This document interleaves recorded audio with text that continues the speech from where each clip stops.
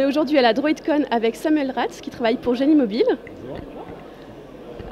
On avait quelques questions à vous poser, notamment au niveau de votre métier de développeur. Expliquez-nous exactement ce que vous faites. Alors, je suis développeur système Android, donc moi je m'occupe beaucoup de customisation de ROM. Je travaille sur Android mais vraiment bas niveau, plutôt adapter le système pour des systèmes qui ne sont pas conçus à l'origine pour Android, notamment de nouveaux émulateurs ou alors des écrans 42 pouces, des télévisions, ce genre de device. Et vous développez aussi un petit peu ? Alors je développe pour mon plaisir et pour faire mes tests. J'aime bien quand il y a des nouvelles technologies, créer mes petits projets, voir comment ça marche, voir jusqu'où on peut aller, comment éventuellement contourner un peu la chose pour faire ce qui n'était pas prévu à la base, ce genre de choses. Et est-ce que vous développez uniquement pour Android ou également pour d'autres plateformes ? Alors je fais beaucoup d'Android, mais je développe aussi tout ce qui est côté serveur, et donc beaucoup de Go et beaucoup de Python. Pas d'autres plateformes mobiles ? Pas d'autres plateformes mobiles malheureusement, j'aurais aimé pouvoir faire un petit peu plus d'Objective-C ou de Windows Phone, ce genre de choses, mais j'ai malheureusement pas assez de temps pour ça. Et quels avantages justement vous voyez chez d'autres plateformes par rapport à Android ou inversement d'ailleurs ?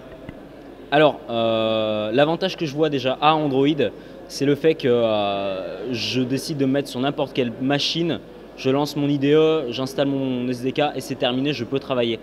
Ce qui n'est pas le cas pour iPhone par exemple, il faut que j'installe mon bazar, il me faut un Mac et ça c'est vraiment pas pratique.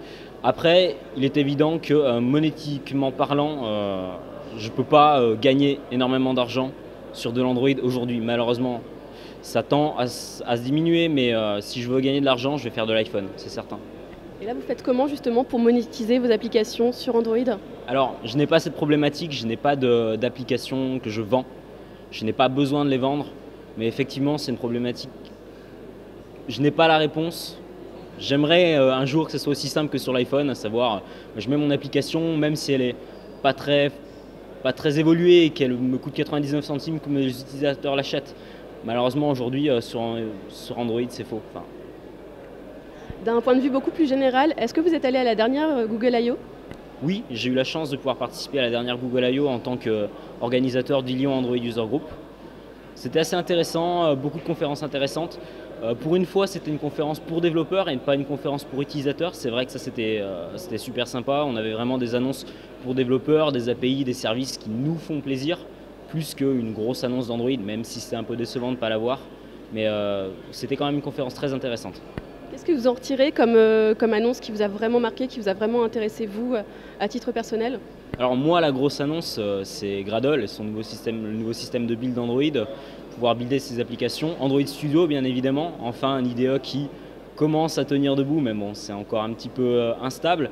Mais enfin, on a quelque chose de concret, de solide, d'étudier pour Android.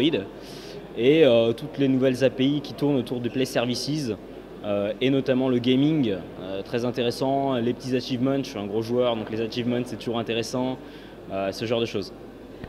Et pour finir, on attend bien sûr les nouvelles versions d'Android. Qu'est-ce que vous attendez, vous, d'Android 4.3 et d'Android Key Lime Pie pour la suite ? Alors, qu'est-ce que j'attends d'Android 4.3 ? Déjà, j'aimerais que le système qu'on a sur 4.2 pour la gestion des utilisateurs vienne pour tout. À savoir, j'aimerais pouvoir sur mon téléphone avoir un petit compte utilisateur pour mon petit frère, pour ma copine, qu'elle voit un peu comment ça marche. Après des grosses annonces, je ne vois pas vraiment ce qui pourrait être amélioré à part la fusion de services, même si je ne suis pas vraiment pour. Je pense pas que je sois étonné des nouvelles versions d'Android. Il n'y a plus rien pour moi comme grosse évolution à faire sur Android, à part fluidifier le système, améliorer petites choses par-ci, de petites choses par-là. Il n'y aura pas de grosse annonce. Donc là, on est plutôt dans l'amélioration de ce qui existe plutôt que dans la révolution du système. Pour moi, on est dans la consolidation de ce qui existe déjà, effectivement. Très bien. Merci beaucoup. Merci à vous.